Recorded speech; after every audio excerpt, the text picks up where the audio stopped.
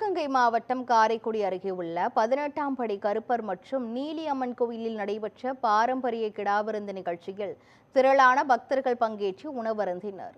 ஆடிப்பெருக்கை முன்னிட்டு இழுப்புக்குடியில் உள்ள 18ஆம் படி கருப்பர் நீலியம்மன் கோவிலில் சிறப்பு வழிபாடுகளுடன் பிரம்மாண்ட கிடாவிருந்து நடைபெற்றது. ஊர் மக்கள் மற்றும் பக்தர்களுக்கு பாரம்பரிய முறையில் தயாரிக்கப்பட்ட அசைவ விருந்து பரிமாறப்பட்டது. சாதி மத வேறுபாடுகளை கடந்த ஏராளமானோர் ஒரே பந்தியில் அமர்ந்து உணவருந்தி ஒற்றுமை மற்றும் கிராமிய பாரம்பரியத்திற்கு எடுத்துக்காட்டாக விழாவை கொண்டாடினர்.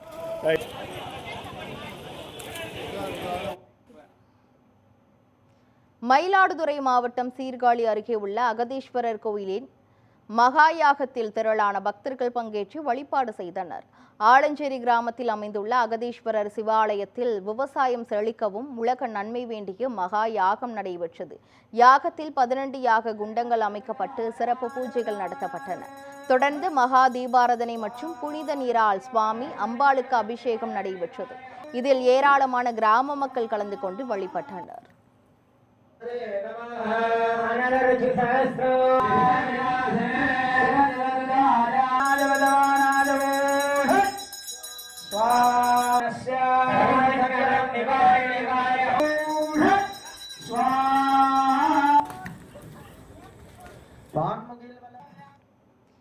செங்கல்பட்டு மாவட்டம் அச்சிரப்பாக்கம் ஆட்சீஸ்வரர் திருக்கோயிலில் ஆடிப்பெருக்கை முன்னிட்டு சிறப்பு வழிபாடுகள் நடைபெற்றன. விநாயகர், ஆட்சீஸ்வரர், இளங்கிளி அம்மன் மற்றும் சண்முக பெருமானுக்கு சிறப்பு அபிஷேகம், அலங்காரம், ஆராதனை நடைபெற்றது.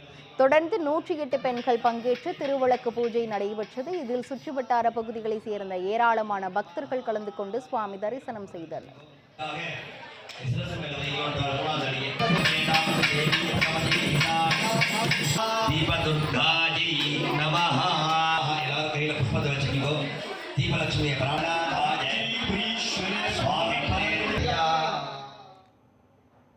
ராமநாதபுரம் மாவட்டம் பரமக்குடி அருகே உள்ள சதுரங்க நாயகி அம்மன் கோவிலில் நடைபெற்ற பூக்குழி திருவிழாவில் திரளான பக்தர்கள் கலந்து கொண்டு பூக்குழி இறங்கி நேர்த்திக்கடன் செலுத்தினர். மேலப்பெருங்கரை கிராமத்தில் உள்ள சதுரங்க நாயகி அம்மன் கோவிலில் ஆடி 18ஆம் பெருக்கு விழாவை முன்னிட்டு பூக்குழி திருவிழா வெகு விமரிசையாக நடைபெற்றது. விரதமிருந்த ஏராளமான பக்தர்கள் அக்னி சட்டி ஏந்தி ஊர்வலமாக சென்று அக்னிகுண்டத்தில் பூக்குழி இறங்கி தங்களது நேர்த்திக்கடனை செலுத்தினர். தொடர்ந்து அம்மனுக்கு சிறப்பு அலங்காரம் மற்றும் தீபாராதனை நடைபெற்றது. இதில் திரளான பக்தர்கள் பங்கேற்று சுவாமி தரிசனம் செய்தனர்.